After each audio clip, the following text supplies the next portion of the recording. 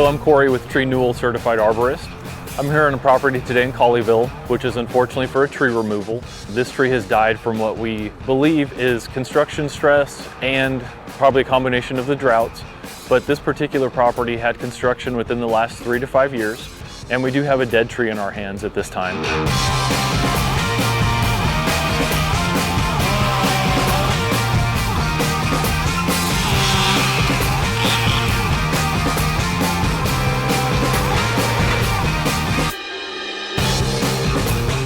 So what we're doing is we're safely removing this tree. We start way up in the top of it. We remove the limbs in small manageable pieces and lower them with ropes and all the proper safety gear.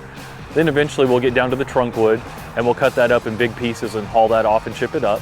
Then in a future visit, we'll come back and we'll grind this stump and it'll be like this tree was never here.